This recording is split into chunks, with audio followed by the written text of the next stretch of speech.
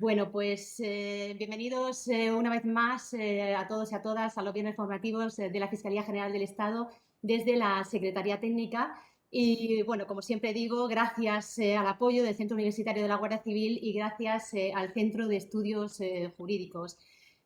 Hoy también contamos con la presencia de algunos compañeros de la carrera judicial, así que os damos también la bienvenida a vosotros.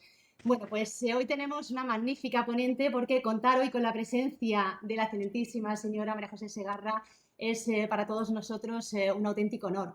Actualmente, como todos sabéis, es fiscal de sala coordinadora para la atención de las personas con discapacidad y las personas mayores, pero a lo largo de toda su trayectoria profesional ha ocupado los puestos de fiscal en las fiscalías de Barcelona, de Sevilla, siendo coordinadora en ambas de los servicios de protección de menores.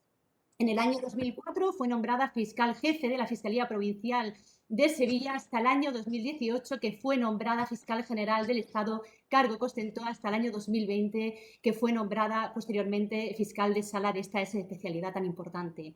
Bueno, pues la fiscal de sala, nuestra magnífica ponente, nos va a hablar con la excelencia además que la caracteriza, va a abordar en el día de hoy la instrucción de la Fiscalía General del Estado 1/2022 sobre el uso de medios de contención mecánicos o farmacológicos en unidades psiquiátricas de salud mental, en centros residenciales, sociosanitarios de personas mayores y o con discapacidad. Y lo va a hacer además analizando como normativa internacional de referencia la Convención de los Derechos de las Personas con Discapacidad hecha en Nueva York el 13 de diciembre del año 2006, así como también toda la normativa sectorial a nivel nacional y de las comunidades autónomas, destacando fundamentalmente como principios básicos a los que deben de estar orientadas estas medidas, pues los de cuidado, excepcionalidad, prescripción facultativa, proporcionalidad y prohibición de exceso, entre otros, como ahora nos ilustrará. Este instrumento, como ahora abordará, supone un cambio importante en la conciencia social y se elabora en el marco de la función tan importante que desempeñamos los fiscales, la función tuitiva del Ministerio Fiscal respecto de grupos de personas especialmente vulnerables, con la finalidad fundamental de salvaguardar su dignidad y promover su autonomía ante el uso de dichas medidas. Así que, sin más preámbulos, María José, gracias de nuevo por estar aquí un viernes más y te doy la palabra cuando quieras. Gracias. Muchas gracias. La verdad, Isabel, que podías haber seguido tú perfectamente. Gracias por siempre por tu cariñosa presentación. Para mí es un honor y además que Isabel me propusiera inmediatamente de publicarse y de la firma por parte de la Fiscal General de esta instrucción participar en la webinar. Yo creo que de alguna forma también me gustaba transmitiros el potencial tan enorme que tenemos y la capacidad de cambio que tiene la Fiscalía y de alguna forma esta instrucción obedece a esa idea. Estamos en un momento en el que, gracias a todos los avances científicos, ha aumentado la esperanza de vida de una manera enorme y de la misma forma pues, han aparecido o se mantiene con una prevalencia cada vez más grande las enfermedades degenerativas que van asociadas al transcurso de la edad. Esto exige, desde luego, una respuesta por parte de los poderes públicos con un gasto importante de todos, de toda la sociedad, y también un apoyo y un desgaste muy importante por parte de las familias. Es evidente que hay una mayor fragilidad, una mayor vulnerabilidad asociada al transcurso de la edad y de forma muy espectacular a partir de los 80 años. Todos nos congratulamos de este incremento de la esperanza de vida, pero aparecen sintomatologías como puede ser el deterioro sensorial, la falta de control de esfínteres, las dificultades al caminar, la disminución de las habilidades propias para afrontar la vida diaria, alteraciones de conducta y enfermedades neurodegenerativas en cualquiera de sus denominaciones.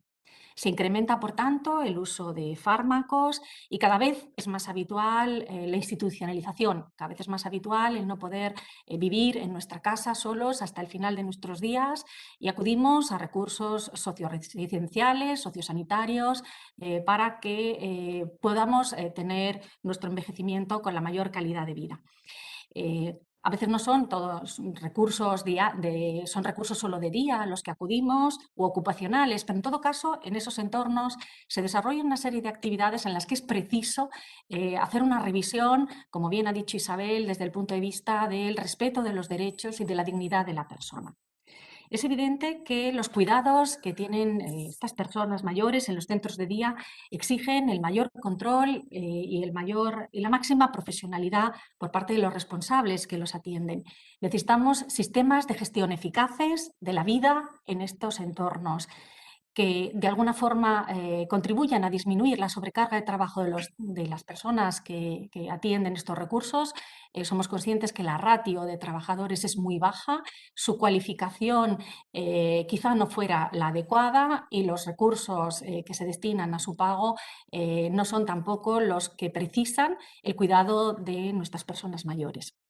Por tanto, había que hacer una especie de retrato de la situación y no disponemos de cifras. Fijaos, la prevalencia en el uso de las contenciones y las sujeciones en residencias de mayores de España no tiene una evaluación por parte de ningún organismo. El dato más aproximado que hemos podido valorar obedece a un trabajo que se realiza en el 2016 por parte del Comité de Ética de España. Se llama el estudio Consideraciones éticas y jurídicas sobre el uso de contenciones mecánicas y farmacológicas en los ámbitos social y sanitario, al que me referiré en otras ocasiones. Es un estudio de enorme interés y abordan unas cifras su, digamos, rigurosidad no he alcanzado a ver de dónde procede el estudio, pero habla de cifras que alcanzan a la prevalencia del 40% del uso de contenciones químicas o mecánicas en centros residenciales dedicados al cuidado de mayores con demencia. Ojo, no estoy hablando de todas las residencias, sino aquellas que ocupan mayores con demencia. Frente a porcentajes de otros estados que arrojan un 15%, como en Francia, Italia, Noruega o Estados Unidos, o el 10% si hablamos de Suiza, Dinamarca, Islandia o Japón. Vemos que simplemente con esa aproximación ya es aconsejable disminuir el uso de estas restricciones. Es en estos centros residenciales donde se producen además, o la bibliografía científica describe la mayor parte de incidentes que han comprometido la salud o la vida de las personas. Hoy en el país recuerdan la vigencia de una investigación que se lleva en Madrid desde el 2019 por el fallecimiento de una persona y muy recientemente, en el verano, se ha producido otra. Y creo recordar que es la Fiscalía de Badajoz, en la memoria del año pasado, daba cuenta de una investigación de un hecho similar. Es algo que no nos es ajeno. En el medio hospitalario también se produce esta prevalencia. Este mismo estudio al que me refiero, el Comité de Ética, habla de un tercio de los pacientes en los llamados hospitales terciarios, en aquellos en los que se atienden las enfermedades de mayor complejidad o altamente especializadas. Y esa cifra del tercio se supera si hablamos de los pacientes mayores de 65 años. No estamos hablando, por tanto, de algo residual, de algo incidental, sino de un elemento que a veces se convierte en rutinario en la vida de una persona, que permanece atada o permanece con unos elementos de contención, luego los definiremos, durante casi la mayor parte de su vida. Me gusta específicamente, hablándolo con Avelina, que me ha ayudado mucho también en la redacción de esta instrucción, el Plan de Acción Internacional que se aprobó en el año 2002, se celebró en Madrid, la Segunda Asamblea Mundial sobre Envejecimiento, hablaba del desafío que supone la construcción de una sociedad para todas las edades. Eso es lo que tenemos que tender. He empezado hablando de una situación casi exclusivamente de las personas mayores con un deterioro mental, pero evidentemente esta instrucción afecta, y lo define también así, en las unidades psiquiátricas de internamientos involuntarios. Está claro que también asociada a la enfermedad mental se produce el uso de estos elementos normalmente de carácter químico o farmacológico más que de carácter físico, y también debemos poner la prueba hacia ese tratamiento más respetuoso con los derechos concernidos y en el que el fiscal está absolutamente involucrado. No os tengo que recordar a vosotros precisamente el artículo 124 de la Constitución. Es trabajo del fiscal la defensa de los derechos de las personas vulnerables y de accionar ante la justicia para garantizar o para hacer cesar aquellas situaciones que lo hayan vulnerado. Cuanto más comprometida se encuentre la capacidad de una persona, precisamente cuantos más frágiles sean estos colectivos y más afectadas estén sus facultades mentales, más escrupulosos debemos ser con las garantías que le rodean. Entonces, esta instrucción obedece precisamente a analizar cuándo la dignidad humana puede verse comprometida o limitada en el uso de estas contenciones o sujeciones. Insisto, ya sea en centros residenciales o en unidades psiquiátricas. Es cierto que el uso de estas restricciones están orientadas a controlar complicaciones o consecuencias nocivas para las personas, pero no están exentas de riesgo. Hablábamos de incidentes que han comprometido la vida de las personas, pero también hay potencialmente traumatismos como pueden ser laceraciones, quemaduras, infecciones y declives cognitivos asociados a un uso excesivo de las contenciones. Por tanto, como bien decía Isabel, una mirada centrada en la dignidad de las personas para, por un lado, velar para que el uso se ajuste a los casos y a la forma exigible a estas restricciones, pero aunque se ajuste a esas restricciones, también tenemos que tener otro desideratum, que es llegar a un sistema de sujeciones cero. Entonces, en esa doble perspectiva mira la instrucción, por un lado, a asegurar el control y la correcta utilización de estas sujeciones cuando sean necesarios, pero no deja de mirar hacia otro panorama que la instrucción tiene una capacidad para poner el foco. No quería empezar tampoco a desarrollar un poquito más la instrucción sin aludir a algo que para mí es obligado. Toda instrucción de Fiscalía General del Estado, como todo trabajo de Fiscalía General del Estado, es un trabajo en equipo. Es una obra colectiva y esta específicamente lo es. Es un texto con una enorme potencia para incidir en la vida y en la plenitud del goce de derechos de las personas, pero viene del trabajo de muchísimos compañeros, muchos de los cuales os habéis conectado precisamente a esta webinar. Es constante, ha sido constante en las memorias que han vertido los fiscales de las especialidades, las referencias a las visitas de inspección de los centros y al uso de las contenciones. Creo que debemos también vanagloriarnos de otro documento de enorme importancia que contiene los principios esenciales en los que también nos hemos basado. Es el Manual de Buenas Prácticas de los Servicios Especializados del Ministerio Fiscal en la protección de personas con discapacidad y apoyos. Lo encontráis en el apartado web de nuestra unidad, data del año 2010. No me gusta la palabra poner en valor, pero hay que poner en valor cuando hacemos las cosas tan bien. Esto fue una obra fruto de las jornadas de especialistas celebradas en Alcalá de Henares los días 20 y 21 de septiembre de un ya lejano año 2010, fruto de las cuales se reunieron Félix Alcántara, Cristóbal Fábrega, Ángeles de la Blanca, Carlos Garcés Müller, Gonzalo López Ebri, Nuria López Mora, David Mayor, Fernando Santos y, por supuesto, José María Paz, el fiscal de sala, que con anterioridad asumía vía delegación las funciones que hoy asumo desde mi unidad. Este manual es una valiosa herramienta, os la recomiendo a los fiscales que no pertenezcáis a las secciones y no lo conozcáis, porque es de extraordinario valor, realza los principios a los que debe responder el uso de estas medidas y apuntaba ya determinadas necesidades de control por la autoridad judicial de su uso en aquellos supuestos de mayor afectación. Debo citar también necesariamente en este trabajo de instrucción a Rosa Rubio Ramos, fiscal delegada autonómica de la especialidad en Canarias. Rosa ha sido una interlocutora permanente en la redacción de la instrucción. Os recomiendo también la ponencia que presentó sobre este tema en el año 2018 en el CEF, la tenéis a vuestra disposición. Y me consta también lo involucrada que está en su trabajo. Recuerdo que en alguna de las intervenciones y artículos que he podido leer en los trabajos previos para desarrollar esta instrucción, se aludía como algunos centros, decían el personal de algunos centros, que después de haber escuchado una ponencia de Rosa y de la exhibición de fotografías sobre las consecuencias de un uso desmedido de las contenciones y las sujeciones mecánicas, ese centro había decidido imponer la vía de sujeciones cero. Y viene también del interés de otras instituciones como el Defensor del Pueblo. Desde que he tomado posesión he tenido conocimiento de los expedientes de seguimiento que desde la Fiscalía se mantenían con determinados centros de grandes dimensiones, precisamente a instancias de los representantes del Defensor del Pueblo que habían evaluado en sus visitas un uso indebido de estas medidas. A consecuencia de ello, José María Paz encargó un primer borrador a José Miguel de la Rosa que hemos utilizado y hemos enriquecido con el apoyo de las compañeras Raquel y Ana de la Secretaría Técnica y la implicación personal del fiscal jefe de la Secretaría Técnica. Es esta la obra que tenéis y que desde la firma por parte de la Fiscal General del Estado es vinculante en sus conclusiones en el trabajo de los fiscales. Pero quiero decir que va más allá y por eso decía que tenemos una capacidad para poner el foco muy importante y quiero contaros, lo conocéis muchos, pero quiero contaros por qué digo esto. Fiscalía siempre ha estado al lado de de la restricción de la libertad y en el control de todos sus supuestos. Ya desde el año 1984 es la primera circular de Fiscalía General del Estado sobre los internamientos y siguió la de 1987, la instrucción sobre el control del Ministerio Fiscal, hablando específicamente de esta importante labor que realizamos en las visitas de inspección física a las unidades psiquiátricas y centros sociosanitarios. Mirar, pero esa capacidad de poner el foco en las cosas vino de la mano de otra instrucción, la 3/1990 sobre el régimen jurídico del ingreso de las personas en residencias de la tercera edad.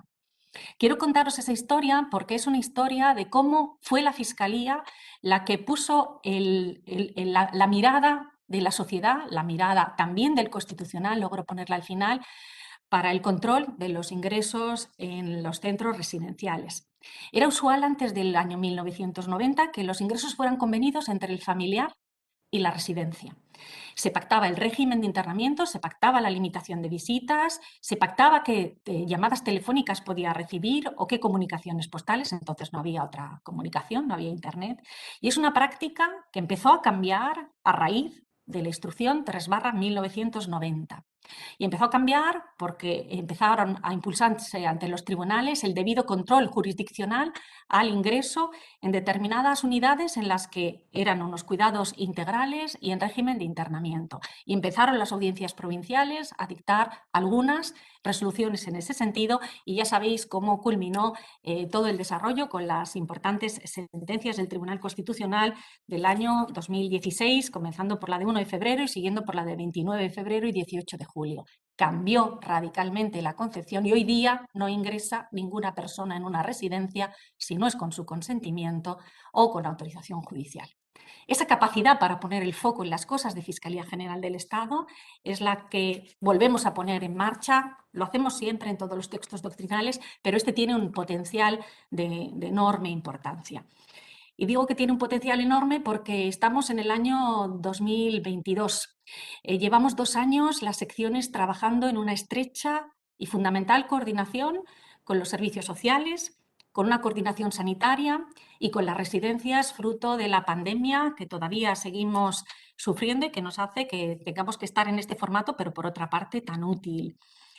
Hemos desarrollado una línea de comunicación directa con todas las residencias. Me consta que hay muchas fiscalías que abren todos los años diligencias para pedir información actualizada a todas y cada una de las residencias. Tenemos que aprovechar esa labor que hemos hecho en estos 2 años, 20 y 21, para poner ahora el foco en un momento, yo creo que de más contención de la pandemia, en el que están los protocolos activos, se controlan los brotes y estamos en otro momento sanitario, es el momento de aprovechar todo ese potencial, insisto, que tenemos para poner la mirada en el uso de las contenciones y de las sujeciones. ¿Por qué tenemos que hacerlo? Porque se carece de una normativa a nivel estatal. Esto es un hándicap de enorme importancia. No tenemos una determinación normativa al respecto. Tenemos una diversa regulación autonómica que la instrucción desarrolla porque es de extraordinario interés que tuvierais a disposición no solo cada uno concernido su legislación, pero sí ese panorama. Y veréis que tenemos esa gran disparidad. Hay comunidades como Andalucía y Aragón cuya normativa autonómica exige aprobación judicial para el uso de estas contenciones y sujeciones salvo razones de urgencia. Otras comunidades autónomas exigen normativamente prescripción facultativa como Baleares, el País Vasco o La Rioja. Otras normativas como la Navarra, Canaria, Cántabra, catalana y valenciana recogen una notificación al fiscal, pero no cuentan luego entre sí con un desarrollo armónico de la sucesión. Y finalmente otras comunidades autónomas podemos decir que carecen en absoluto de concreción con respecto al uso de contenciones. Y me estoy refiriendo a Asturias, Castilla-La Mancha, Castilla-León, Extremadura, Galicia, Madrid y Murcia, donde solo podemos ir a las sanciones generales por asistencia inadecuada o trato degradante para encontrar el hueco para poder actuar frente a una situación que nos parezca indebida. Con ese contexto normativo, era, por tanto, de nuevo imprescindible que la Fiscalía, de la mano de los textos internacionales de referencia que tenéis glosados en la instrucción, se posicionara en ese necesario cambio conceptual que la igual dignidad de todas las personas nos exige. Esos textos internacionales comienzan desde el Convenio de Oviedo de 1997, relativo a derechos humanos y la biomedicina. Tenéis ahí todos glosados, no os los voy a ir contando. Hay algunos de extraordinaria importancia, como los principios en favor de las personas de mayor edad, de Naciones Unidas, pero permitirme que me detenga, como lo ha hecho Isabel en su inicial exposición, en la importancia del Convenio de Derechos de las Personas con Discapacidad y en las directrices del Comité sobre Derechos de las Personas con Discapacidad. Porque este reflejo, esta mirada hacia la autonomía de las personas, sea cual sea su capacidad, es la que también nos da una clave más en este importante apartado, porque solo contando con la voluntad de la persona y restringiendo los supuestos en los que podemos incidir de alguna otra forma, podemos entender el marco actual.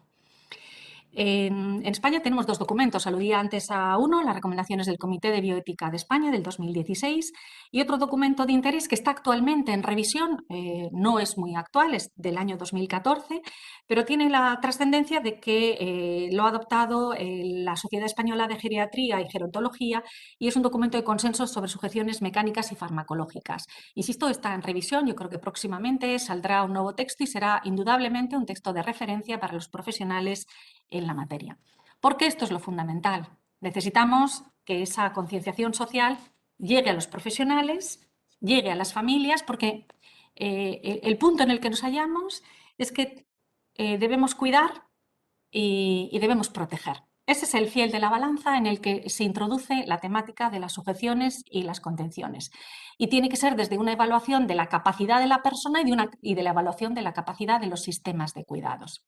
Por tanto, es un pacto social, un pacto en el que tenemos que cuidar con el mayor respeto, pero aceptando cierto grado de riesgo, ese riesgo de caídas, ese riesgo de deambulación, al que siempre han obedecido el uso de las contenciones. Pero lo que no podemos llegar es a que la única vía para lograr ese objetivo sea del control y de la seguridad, sea la contención. Tenemos que buscar alternativas más respetuosas con la dignidad, con la singularidad de cada individuo y con su salud. Entonces, para que lo veáis de una forma más patente, sobre todo aquellos compañeros que no lleváis y que no hacéis, por tanto, al no pertenecer a la especialidad, no hacéis visitas a los centros, le he pedido a Isabel que nos pusiera unos vídeos. Son muy cortitos, son de 1 minuto y medio, son unos vídeos que proceden de los profesionales de un centro de Canarias, de un centro público, de un gran centro de 200 y pico plazas, es decir, no una residencia pequeña donde dices, bueno, es que aquí en este entorno es muy fácil. No, no, es un centro grande con todas las complicaciones de organización de trabajo y que han asumido contenciones cero sin ningún incremento de personal. Entonces, el primero de los vídeos, Isabel, que te pedía que me pusieras, creo que es el del director del centro, ¿verdad?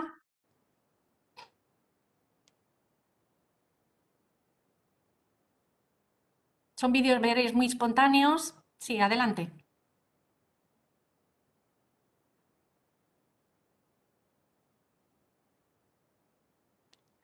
No se oye, Isabel, el audio.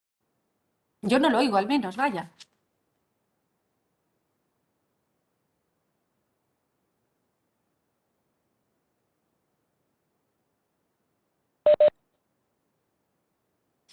Voy a intentarlo otra vez. No te preocupes. Y no llamo a la informática, Sandra, que no está Bueno, fácil. si no.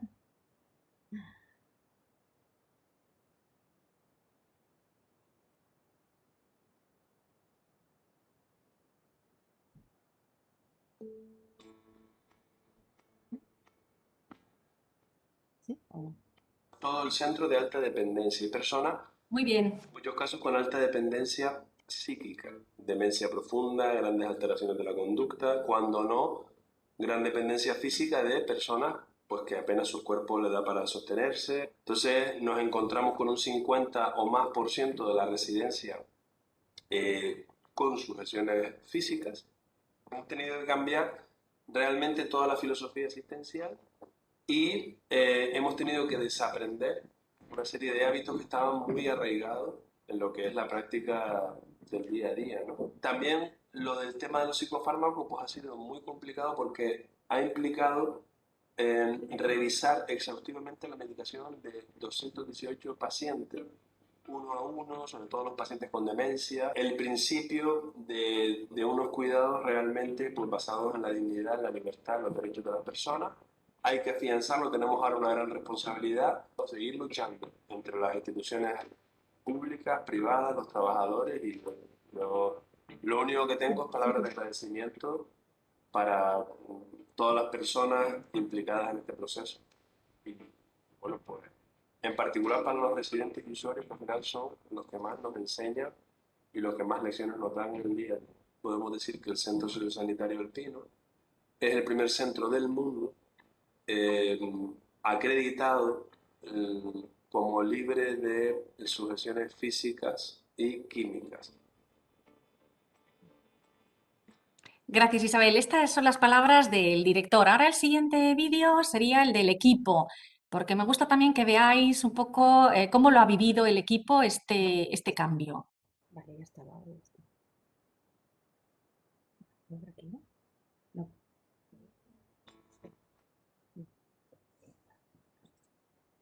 Sí. Claro.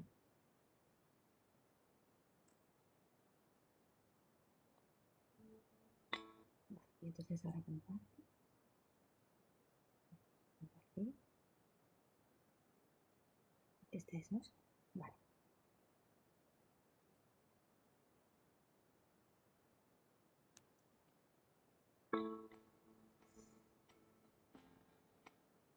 La satisfacción personal de que los pacientes están libres, contentos, bien medicados, porque creo que se ha hecho un magnífico trabajo. Hay que destacar que la implicación de todos los departamentos ha sido fundamental, desde limpieza, cocina, cualquier Recepción, auxiliares. mantenimiento. Sin las auxiliares hubiera sido absolutamente imposible. Los mayores recursos fuimos nosotros, en la medida en que íbamos modificando nuestros esquemas de trabajo y nuestros esquemas mentales en el beneficio de los residentes, acompañados siempre también de la confianza y del apoyo de la familia. Consigues un pequeño logro con uno, ves que contento está como vuelve a ser él. Y de todo, al final, la libertad del residente para poder decidir Claro. hasta el último momento de su vida. Para mí, lo más difícil que he tenido que hacer desde que empezó todo esto es desaprender lo aprendido. Pues lo hemos conseguido, o sea, yo estoy súper contento, o sea, yo es que entro a la cuarta y a la sexta y no veo ninguna contención, y para mí es como si me dieran una dosis de adrenalina diaria. Se presentaba a lo mejor un caso como el de Santiago, que venía atado de la cabeza a los pies durante toda su vida, y de repente verlo, como lo hemos visto nosotros, andando libremente, que ese hombre no andaba, se le ve que en muchos momentos disfruta de su libertad, como que recupera la vida, y eso no tiene ningún tipo de pago. ¿Verdad? Qué potente, ¿eh? Esta trabajadora hablando de Santiago, ¿eh? Te pediría, como son muy cortitos, me gusta, el siguiente vídeo es de un familiar que tiene a su madre en la residencia, cómo ha vivido ese cambio.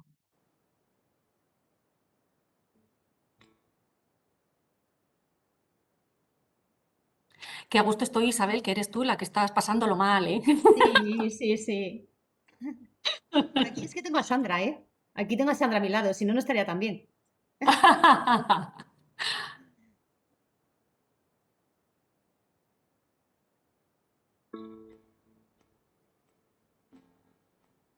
Mi madre está ingresada desde hace 3 años. No hubo más remedio que tener que sujetarla y ponerle contenciones físicas en su caso, como fueron los cinturones, a veces los petos, incluso las barandillas en la cama.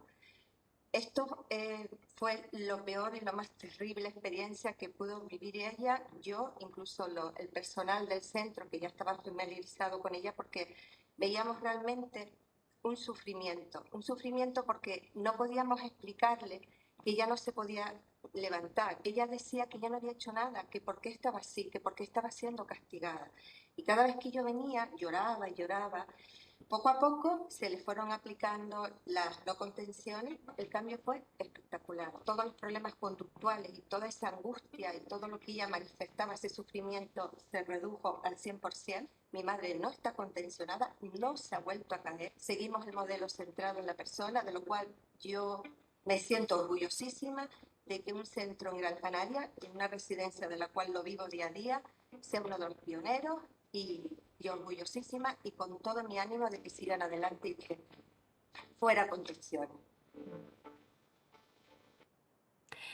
Y ya para acabar, el siguiente vídeo es María, porque lo que no podemos es hablar de personas con discapacidad sin contar con ellas, sin escucharlas, y entonces nos faltará, evidentemente no sería completo este pequeño entrada en un centro residencial si no estuviera también pues María, una de las residentes. Hola. Hola. ¿Cómo estás? Espera, que no lo estoy compartiendo. Ya es el último, Isabel. Sí, sí, sí, sí. Sí, sí. Espera, para compartir. Gracias.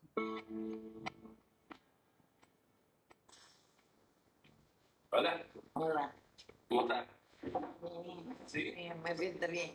Ahora estoy muy fea.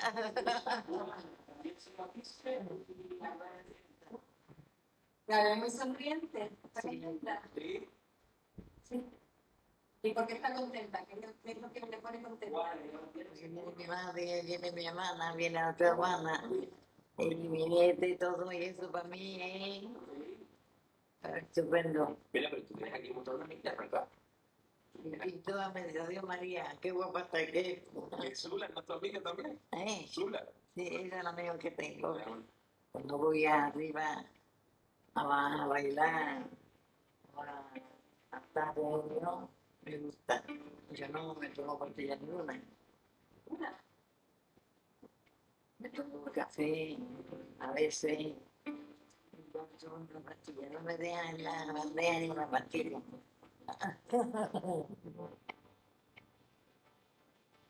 ¿Veis? María no se toma ya ni una pastilla, era de las personas que se vio beneficiada por este cambio del centro. Bien, pues ese es el contexto en el que va la instrucción. Quiero precisar, para seguir un poco con este marco, a qué nos referimos cuando hablamos de contenciones y sujeciones, porque claro, uno piensa enseguida en las barras, en cinturones, es algo mucho más. Elementos de contención no son solo chalecos torácicos, muñequeras, tobilleras, es un concepto que cubre todo el variado espectro de fórmulas que van encaminadas a limitar de alguna forma la movilidad de la persona, puede ser hasta el propio mobiliario. Si tú pones una silla de ruedas echado el freno contra una mesa, puedes tener a una persona horas inmovilizada. Si tú incorporas una mesilla a la cama, un sistema de barreras o incluso formas textiles, hay ropa de cama con velcros, de forma que solo dejan ninguna movilidad del cuerpo de la persona. De forma que cualquier tipo de mobiliario puede ser utilizado para realizar una contención física. Es cierto que es habitual que la tendencia a su uso es para evitar caídas, controlar alteraciones de conducta o interferencia con los tratamientos. Y cuando hablamos de contenciones y sujeciones químicas o farmacológicas, ojo, no estamos hablando al uso de antipsicóticos para controlar síntomas negativos como puede ser un delirio, una alucinación o la agresividad de un enfermo o en un cuadro psicótico. Nos estamos refiriendo al uso de la farmacología cuando existen otras alternativas terapéuticas, es decir, cuando se usa un medicamento solo y simplemente para buscar un efecto sedativo y no se utiliza para tratar. Un efecto en el que queramos limitar el vagabundeo u otros síntomas. Si hay otra alternativa, entonces estamos utilizando una sujeción de carácter químico. Está claro que hay un uso crónico de la sedación farmacológica, entra en colisión los derechos, entra en colisión la adecuada dotación de los sistemas asistenciales para buscar otras fórmulas alternativas y las preferencias de los usuarios y las familias. En el fondo, vemos que el uso de las contenciones va más dirigido, sí, a la seguridad de las personas, pero también y fundamentalmente a la seguridad de quien las decide, a la seguridad ante posibles responsabilidades judiciales, administrativas o económicas del daño producido por una caída, por la manipulación de un dispositivo médico o para controlar conductas disruptivas que causen daños materiales al centro, a la persona o a terceros, pero más estamos usándolas para la seguridad de quien las decide que para la salud de quien las está sufriendo. La instrucción tenía claro, y quiero también dejarlo claro para quien me lleve escuchando y me diga, esto no es trabajo del fiscal, no es el objetivo de la Fiscalía ni lo estamos pidiendo, llevar a cabo una evaluación de la corrección médica del uso de las sujeciones y las contenciones. Eso excede de la función del fiscal, de la formación y de los recursos, pero sí estamos para garantizar y priorizar los derechos en la conducta de los profesionales que traten a estas personas. Y eso nos exige una actuación proactiva. Por un lado, comprobar el cumplimiento de las pautas esenciales que tienen que ser respetadas en todo caso para evitar la utilización por conveniencia de las sujeciones y las contenciones, bien por un ahorro de trabajo, de esfuerzo, de recursos, de horarios. Evitar que se puedan utilizar como castigo o maltrato y no estén centradas en el mayor beneficio de la persona. Y a partir de ahí, el fiscal tiene sus capacidades de actuación ante los órganos jurisdiccionales para el cese, la adopción de las medidas cautelares que procedan o la investigación en vía penal de los hechos que correspondan. Es puro y duro 124 de la Constitución. Hay un texto muy reciente que nos ha servido de extraordinaria guía, es la Ley Orgánica 8/21 de Protección Integral a la Infancia y la Adolescencia. Es un texto que prohíbe expresamente la contención mecánica consistente en la sujeción del menor a una cama articulada, a un objeto fijo y anclado o a objetos inmuebles, artículo 21 de dicha ley. Esta nueva regulación parte de la prioridad de dar lugar a las medidas de desescalada, a las medidas de carácter preventivo, técnicas verbales, de gestión emocional y, solo en último lugar, medidas de contención física que solo podrán llevarse a cabo bajo unos principios que son los que evidentemente son extrapolables a las situaciones de las que venimos aludiendo.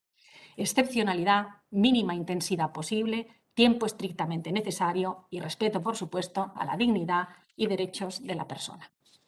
Por tanto, indico estos principios generales perfectamente extrapolables. ¿Esto qué supone?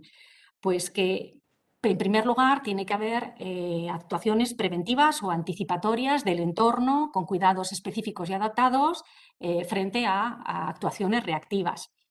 Que incluso cuando se tenga que reaccionar ante una situación concreta, debe haber un previo intento de contención verbal. Estrategia menos invasiva siempre. Y luego, si no hay más remedio que utilizarla, una evaluación por parte del equipo terapéutico multidisciplinar en relación con las causas de su fracaso. Solo así conseguiremos avanzar. Evidentemente, siempre bajo prescripción facultativa. Esto es una característica absolutamente necesaria que se tiene que documentar, que puede documentarse a posteriori cuando exista un peligro inminente para la seguridad física de la persona o para terceros. Lo que sí debe descartarse con carácter absoluto son las órdenes genéricas autorizando. Es decir, si se repite esta situación, el médico deja prescrito que se ate. Esto no es admisible. Como tampoco es admisible que en el caso de una persona que no tenga ninguna capacidad de expresarse, los propios familiares lo autoricen indeterminadamente y firmen una autorización. No es en absoluto admisible ninguna de las situaciones. Individualización, excepcionalidad. Todos esos principios son los que se desgranan en la instrucción y veréis, si vais directamente incluso a las conclusiones, veis dónde están todos los ítems que nos corresponde controlar y vigilar que se ocupe. Fundamentalmente, reflexionar, y lo hace la instrucción, sobre el consentimiento informado, la plena y vigente aplicación de la Ley 41/2002, que está fuertemente reforzada por la Ley 8/21 sobre derechos de la persona y apoyos a la capacidad jurídica de las personas con discapacidad, porque en primer lugar va a estar siempre la autonomía de la persona, su voluntad, deseos y preferencias, también, por supuesto, reforzando el tratamiento a desarrollar sobre su persona. Y finalmente, cuando no haya funcionado otro medio de sujeción o prevención, pues tendrá que venir efectivamente la sujeción, pero con esa continua referencia a la excepcionalidad, la proporcionalidad y la prohibición del exceso. Fijaos, la Convención, el Comité Europeo para la Prevención de la Tortura considera malos tratos una contención prolongada en el tiempo y va más allá, dice, aquella que se excede de minutos. Es decir, la contención solo tiene que ser usada para el momento puntual de ese momento de extraordinaria peligro, riesgo o agresividad, y el suficiente para que una vez que se ha pasado no se tiene que prolongar en el tiempo, porque eso es el vicio en el que hemos incurrido, ese que llevaba a que Santiago estuviera atado todas las horas de su vida. ¿Qué actuaciones pedimos a los fiscales en esta instrucción que se desarrollen? Pues evidentemente en las visitas tan importantes de inspección poner el foco en el control de estas sujeciones. Como se tienen que documentar por parte del centro, todos los protocolos suscritos en distintas autonomías recogen estas características, velar porque eso esté correctamente desarrollado. Pedimos incluso que vayan más allá los compañeros, porque cuando se realiza una visita, si ponemos en valor en el acta que desarrollemos aquellas buenas prácticas encaminadas a eliminar las sujeciones, aquellas medidas preventivas, cuidadoras, que sean alternativas, pues me parece que estaremos contribuyendo a difundir esas buenas prácticas. Es evidente que somos plenamente conscientes. Hace muy poco participaba en un estudio que dirigió la Secretaría Técnica para sostener la petición de más recursos personales de las fiscalías al Ministerio de Justicia, la absoluta desproporción entre los centros. Creo que había cerca de 9.000 y de fiscales. Somos absolutamente conscientes. Nosotros no somos servicios de inspección, tenemos esa función, esa capacidad de hacer esas visitas de inspección, que lo podemos usar como un motor, pero evidentemente ahí está la coordinación con los servicios de inspección, que son a quienes corresponde este control del uso de las sujeciones. Esa es la idea que transmití al inicio. Tenemos ahora una cercanía importante. Nos consta que en muchas comunidades los servicios de inspección se han visto reforzados importantemente para desarrollar las funciones durante la pandemia. Tenemos que pedir que permanezcan para que podamos atender esta atención integral. Y para eso, evidentemente, la figura de los delegados coordinadores autonómicos son de extraordinaria importancia, porque tienen la capacidad también para hacer esta coordinación con las autoridades autonómicas para poder transmitir esta necesidad de permanencia de ese refuerzo de los servicios de inspección. Pedimos a los fiscales delegados autonómicos también en esta instrucción que realicen un informe anual sobre el uso de las sujeciones, que van a ir transmitiéndole los fiscales coordinadores en desarrollo y en aplicación de la instrucción con todas las residencias de su entorno. Creo que ese informe anual puede ser un gran motor de toma de postura de órganos administrativos y legislativos autonómicos. Por eso hablaba del potencial y os contaba el ejemplo de aquella instrucción del año 1990. Y la instrucción es específica, por supuesto, analiza qué actuaciones puede realizar el fiscal cuando se encuentre que se ha utilizado una sujeción o una contención en unos términos que no se corresponden con los que están explicitados en la misma. Disponemos, por supuesto, de la posibilidad de instar las facultades de control judicial de cualquiera de las situaciones, en el caso de que sea un internamiento psiquiátrico ante el mismo juez que la haya acordado, en el resto de casos ante el órgano territorialmente competente, porque se tratará de un supuesto de una indebida actuación en el seno de una guarda o en el seno de una curatela. Y ahí tenemos los artículos 265 y 270 del Código Civil y los correspondientes de la Ley de Jurisdicción Voluntaria, que nos van a permitir incluso pedir medidas cautelares, por supuesto, conforme al artículo 762 de la Ley de Enjuiciamiento Civil, y pedir la cesación no solo de esa sujeción, sino el inmediato traslado de un centro residencial, si eso es lo oportuno, atendiendo a la situación concreta de la persona. Y desde luego, si se produce un supuesto de desatención absoluta de los principios que rigen la materia, evidentemente corresponderá a la apertura de diligencias de investigación penales y la investigación por posibles tratos degradantes del artículo 173.1 o malos tratos del 173.2. No olvidemos que en este artículo específicamente habla que sujetos pasivos del tipo de maltrato habitual pueden ser las personas que por su especial vulnerabilidad se encuentran sometidas a custodia o guarda en centros públicos o privados. Se recomienda también en la instrucción la importancia de una rápida y pronta judicialización de estas investigaciones. No olvidemos que son entornos cerrados en los que la preservación de las pruebas pueden ser fundamentales para evitar tergiversar, analizar lo sucedido. Entonces, la necesidad de adoptar medidas cautelares o preservar, insisto, lugares pueden hacer muy aconsejable proceder a la inmediata judicialización.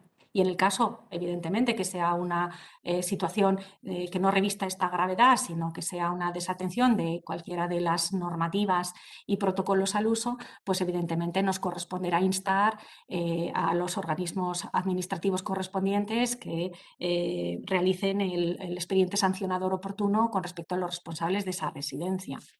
Creo que la instrucción, insisto, tiene esa doble función tan importante, poner el foco y determinar qué acciones judiciales concretamente le corresponden al fiscal interponer.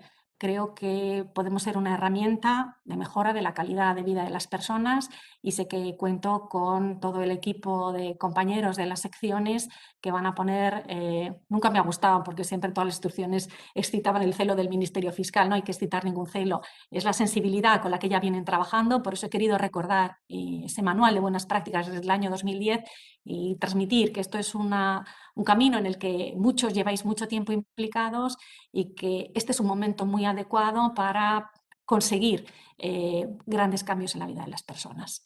Muchas gracias por estar en un viernes conectado, sobre todo a los que habéis permanecido ante la pantalla, que me habéis ayudado a no mirarme a mí y poder veros a vosotros. Ha sido un placer y, bueno, pues a vuestra disposición si hay alguna cuestión que queráis comentar. Pues enhorabuena, María José, y muchísimas gracias por la magnífica exposición en la que has puesto, como siempre, y has resaltado la importante función tuitiva que desarrollamos en defensa de las personas más vulnerables y en la que efectivamente has concretado de forma magistral cuáles son los extremos, las acciones que debemos de tener en cuenta en relación con estos usos, con el uso de estos medios de contención. Y ello sobre todo, pues ante el importante desafío, como has dicho al principio, de construir entre todos una sociedad para todos y para todas y en la que se respete la dignidad de todos, que me ha gustado mucho esa frase.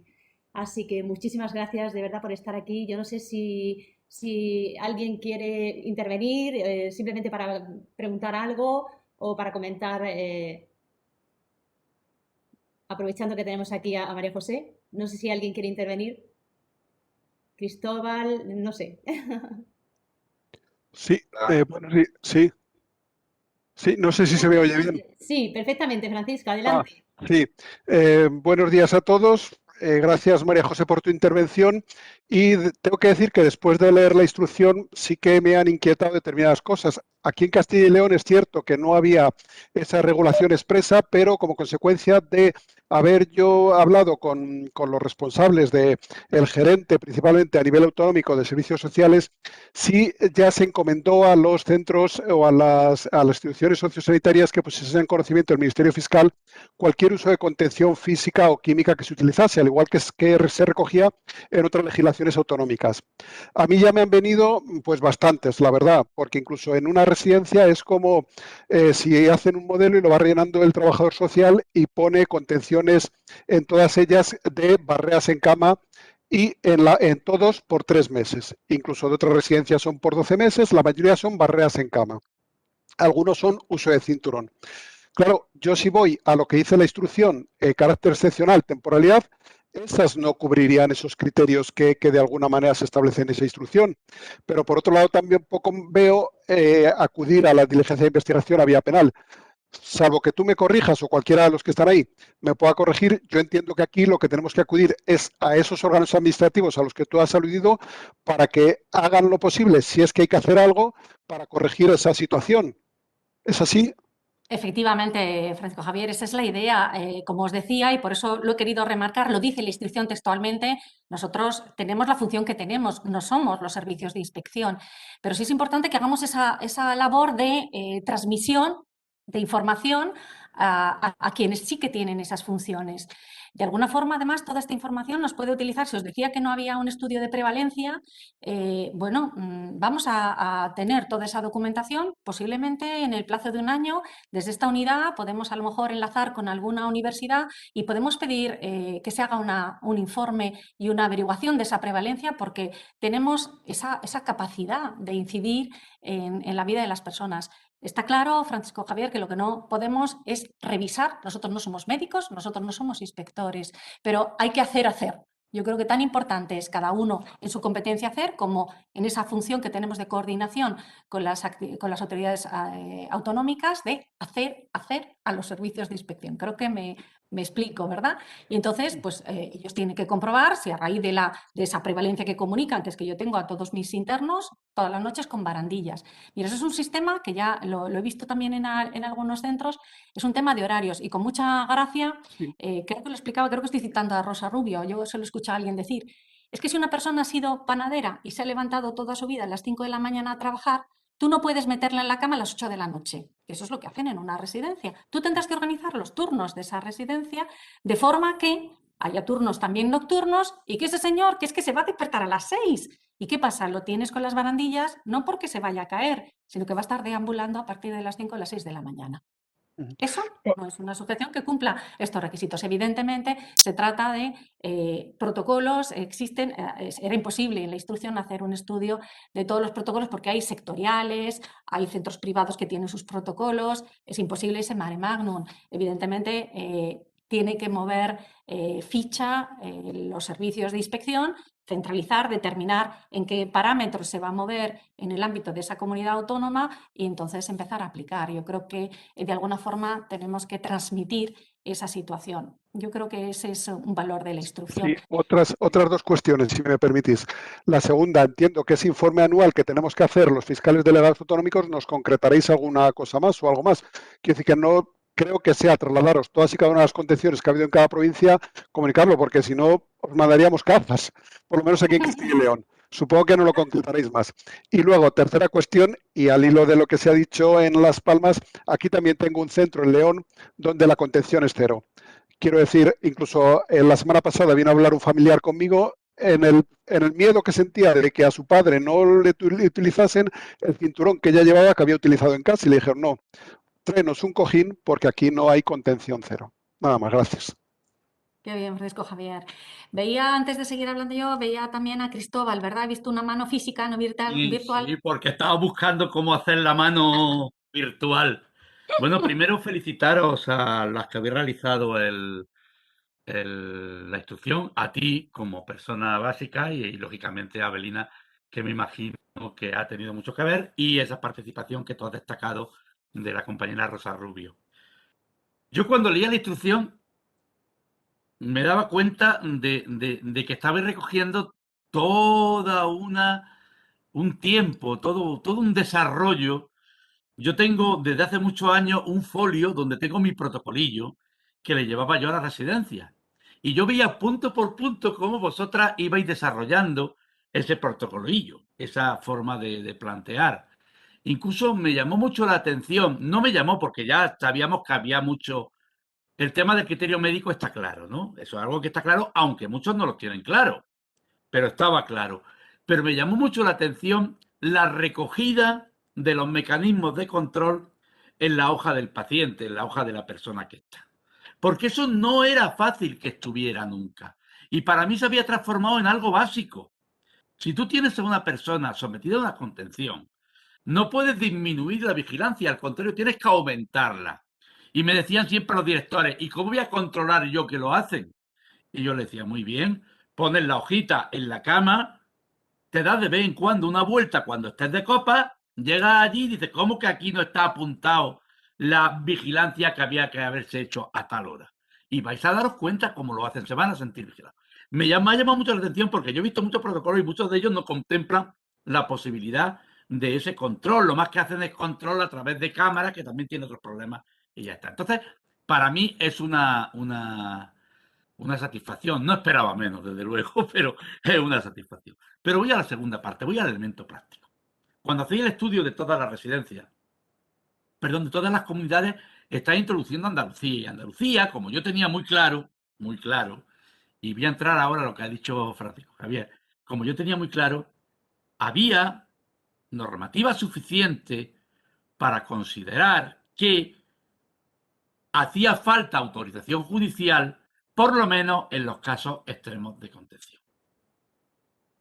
Vosotros citáis algunas leyes, la ley de discapacidad, etcétera, etcétera, y había, yo puedo decir, y va en la memoria siempre reflejado, y creo que os mandé documentación cuando la pedisteis, que aquí depende muchísimo del juez de turno. Me vienen muchas residencias diciéndome, no, es que me ha dicho el juez que él no tiene nada que hacer en esto, que esto es una cosa nuestra y que nos busquemos. Hasta tal punto de que yo recogí la segunda parte. Digo, mira, no os preocupéis, no os peleéis, no, tiene que haber un control de las contenciones. ¿Y cómo?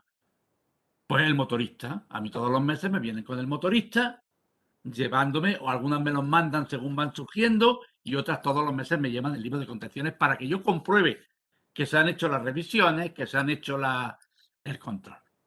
¿Por qué digo esto? Porque yo recurrí, lógicamente, a las resoluciones de los jueces cuando llegaron a las resoluciones, porque la mayoría de las veces lo que hacían era tirar balones fuera y los pobres de la residencia se iban con sus papelillos y decían, no, presentarlo que os diga que no por escrito. Y la audiencia me dijo que no hacía falta controlarlo, que eso no había que controlarlo judicialmente. Claro, cuando yo trato de plantear esto, y esto es una anécdota que no tiene más importancia, me encuentro con un señoría, que me dice que a él no le obliga la legislación autonómica, que él es un cuerpo nacional y que a él lo que le obliga es si no existe ninguna norma que establece el control de las contenciones a nivel nacional. ¿Qué tenemos que hacer, Francisco Javier? A lo mejor nosotros no vamos a determinar el tema, pero lo que sí tenemos que seguir luchando porque los jueces asuman su responsabilidad a través de nuestros escritos, a través del apoyo. Ahora tenemos la base de una instrucción de la Fiscalía que nos dice lo que tenemos que hacer y que nos dice muy clarito, negro sobre blanco, lo que hay, y tendremos que adaptar esa filosofía a nuestra normativa autonómica, que es la que lo regula. Pero también yo creo que desde la Fiscalía de Sala debe buscarse el apoyo legislativo de las contenciones cero. Y el apoyo legislativo de las contenciones cero va dirigida también a plantear que cuando en algún, porque esto lleva su tiempo, sitio hay contenciones, sea siempre bajo un estricto control judicial. Porque si no, estamos perdiendo la batalla. Entonces yo me retiro al final, no voy a hacer ninguna pregunta, creo que lo habéis dicho todo en la instrucción, simplemente felicitaros por ese maravilloso documento, que es uno más de los maravillosos que tenemos los fiscales de discapacidad a lo largo de toda nuestro desarrollo. Cualquiera diría que lo que se decía en el año 1983 o 87, en aquellos primeros documentos, iba a llegar a lo que hoy es, que se podía escribir un libro, un auténtico libro, no el manual que está ahí, tiene mucho valor, pero un auténtico libro de la filosofía de la Fiscalía General del Estado y de los fiscales de este país en relación a las personas con discapacidad. Yo creo que este documento va a formar parte también de ese elenco de evangelios canónicos de nuestras sesiones. Perfecto, Cristóbal, absolutamente de acuerdo. Eso es así, eso es así. Yo creo que iremos concretando y volviendo un poco a lo que la preocupación de Francisco Javier con los delegados autonómicos, iremos concretando. Creo que tenemos ahí un material muy importante, por eso incluso lanzaba la idea de poder realizar algún estudio de prevalencia, porque es un texto que no solo nos va a ayudar a nosotros, sino tiene esa capacidad de poner el foco, y si incluso explotamos datos con algún trabajo de investigación que pudiéramos realizar, con algún convenio de colaboración, pues todavía colaboraríamos más en esa capacidad de influir para hacer normativas a nivel autonómico, a nivel estatal. Fiscalía, desde mi actual puesto, veo que muchas organizaciones y muchas personas cuentan y se apoyan en los textos de las fiscalías para hacer su trabajo, para hacer desarrollos profesionales y para cambiar sus formas de hacer. Y creo que podemos hacer un trabajo bastante serio con esas carretadas de papel que os van a llegar, por supuesto, sin perjuicio de que se remitan. Esas carretadas de papel yo creo que nos pueden ayudar también a hacer estudios interesantes, así que iremos elaborándolo con vosotros, contando siempre, por supuesto, con vosotros. Pues María José, si no hay ninguna pregunta más, no sé si hay algún... Yo he levantado la mano. Ay, perdón, lo siento, disculparme, no sé. Sí, Es adelante, que como cuando solo vemos quieras. una pantalla, eres Santiago, ¿verdad? Sí. Sí, Santiago. Que Santiago. ya decías que no ibas a hablar porque gritabas y ahora estás aquí. Vale, Adelante, intentaré no Santiago. gritar. Ahora te vemos. Bueno, en primer lugar, me parece fatal lo de que se pida información a los fiscales delegados, había que pedirlo a otra persona. Y luego se me plantean, respecto al fondo, no tengo ningún... Yo creo que estamos todos de acuerdo en que teníamos que actuar. Lo que pasa es que la situación que tenemos es la que tenemos y se me plantean dudas en cuanto al alcance del consentimiento informado, en primer lugar, sobre aquellos supuestos en los que quién va a prestar ese consentimiento informado y cuál es el alcance del consentimiento informado.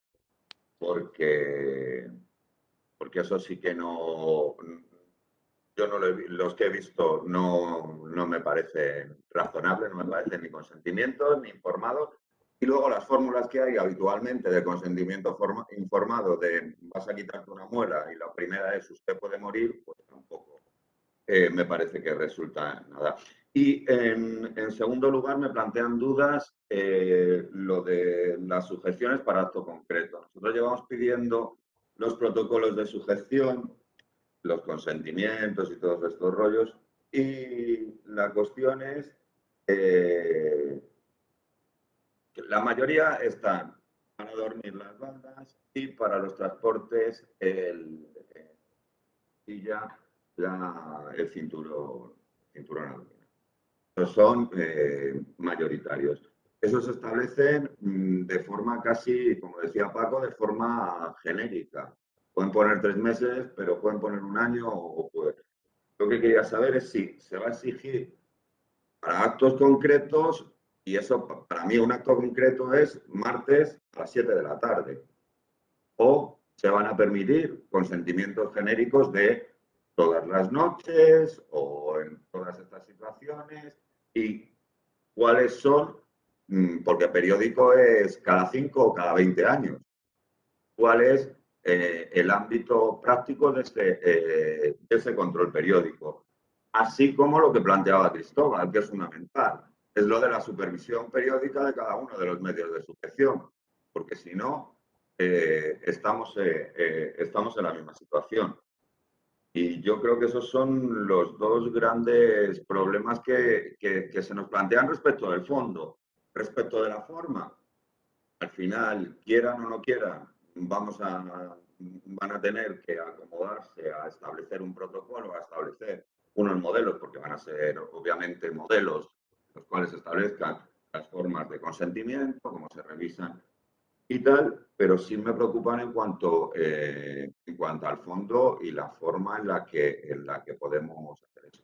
Yo no tengo tan claro tampoco los supuestos de qué caso, aplicando la ley de autonomía del paciente, cuáles son los supuestos y en qué supuestos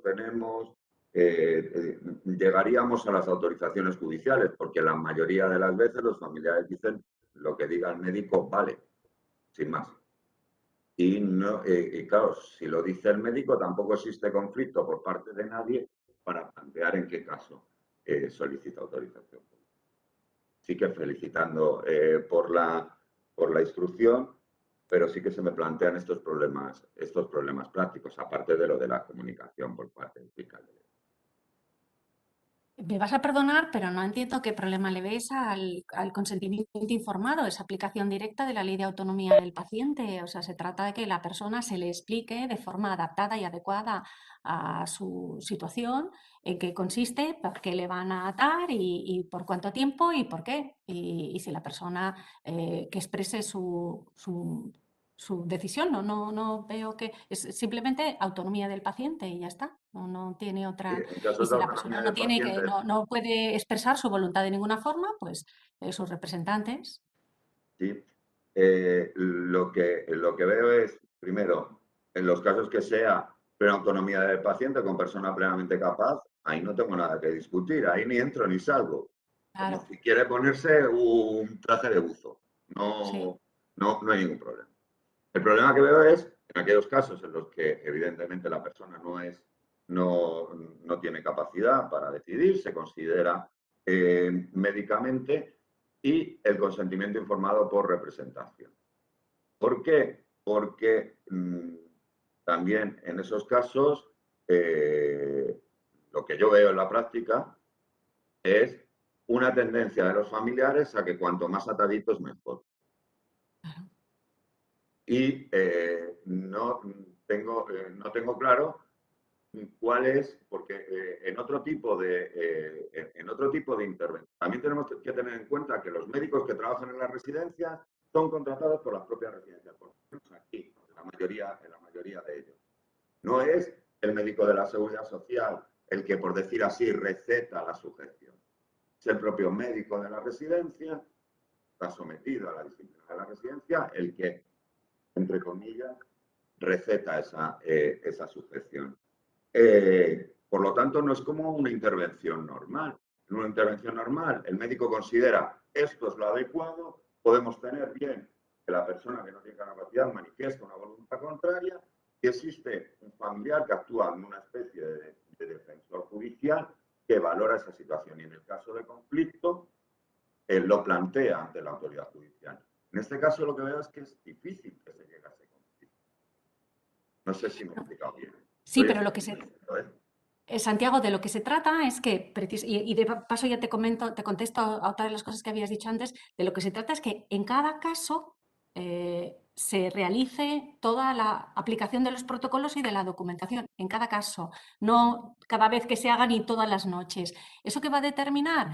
Que la persona cuando no puede consentir, entonces tiene que entrar en vigor todo el protocolo y tenemos que supervisar y tienen que supervisar las administraciones que se cumplan todos los protocolos. ¿Eso qué hace? Que el médico, por mucho que tenga una relación contractual con la residencia, lo que no va es a hacer firmas indeterminadas porque va a tener la responsabilidad. Eso lo que estamos pidiendo es que cada uno se responsabilice en cada momento y cada uno en su profesión y en su trabajo de qué decisiones toma. Y eso hace que cambien muchas conductas. No es lo mismo decir pues todas las noches que decir esta noche porque está en agitación esta persona. No es lo mismo. Y yo firmo esto y me responsabilizo de esto. Y si acaso lo he indicado de forma inadecuada, asumiré la responsabilidad. Eso determina muchos cambios en comportamientos profesionales y eso es lo que se busca con esos protocolos y lo que estamos pidiendo es que esos protocolos se utilicen, porque esos protocolos existen, como decíais todos, esto ya es un camino, claro que es un camino muy largo que se lleva recogido. De lo que se trata es que eso no sea papel mojado, sino que sean, vale, nosotros que vamos a controlar que haya papeles, nosotros no vamos a supervisar esa decisión del médico, pero ese médico tiene que firmar todos los días cuando lo autorice y a posteriori, si es a posteriori porque ha habido una situación de urgencia, deberá recogerlo. Esto no se me transmitió, me llamaron por el móvil, va a tener que escribir y eso es lo que hay que controlar y eso es lo que cambia formas de trabajar. Lo demás, pues lo vamos a ir escribiendo poco a poco, por supuesto. Yo, claro que ofrecen muchas dudas y problemas, porque claro, pues sí, pero si adoptamos siempre la costumbre que cuando sentamos a alguien en una silla de ruedas la ponemos un cinturón, pues que es necesario. A ver, por eso os he querido poner ese vídeo de esos profesionales. Decía, recordar una de ellas, lo que más me ha costado es desaprender las formas de trabajar. Claro, porque es la propia rutina que se ha establecido porque lo hacías porque crees que es lo mejor, es que estas señoras, pero aprenda a llevarla en silla de ruedas y a lo mejor a irla hablando mientras le conduces, porque entonces la distraes y no se levanta. Cambios. Y yo sé que son dinámicas, vosotros lo sabéis más que yo porque tenéis muchísima más experiencia, por eso iniciaba mi intervención diciendo de dónde viene esta instrucción o de dónde bebe, ¿no? Pues bueno, sé que tenéis mucha más experiencia que yo en estos temas, pero yo sí que creo firmemente en vuestra capacidad para cambiar conductas. Muchísimas gracias, de verdad, también Santiago, por tu aportación. Seguiremos debatiendo y seguiremos charlando. Pues muchísimas gracias, María José. Está claro que nos encontramos ante un gran cambio de conciencia social. Vamos a concluir, pues eso, dándote las gracias en nombre de toda la Secretaría Técnica, en nombre del jefe también, que le hubiera gustado hoy estar aquí, como bien sabes. Lo sé porque ha participado muy activamente y además, bueno, sí, es un tema en el que me ha facilitado también el contacto con el psiquiatra, que si recordáis, los compañeros de la especialidad estuvo con nosotros en las jornadas de especialistas y bueno, pues tenemos todos puestas muchas esperanzas y mucha ilusión. Sí, pues así me lo ha transmitido y bueno, enhorabuena a las dos, tanto a ti como a Avelina, por el magnífico trabajo que realizáis. Y nada más, deciros que gracias por estar ahí, gracias por vuestra asistencia y hasta el viernes que viene. Gracias a todos. Gracias a ti. Adiós.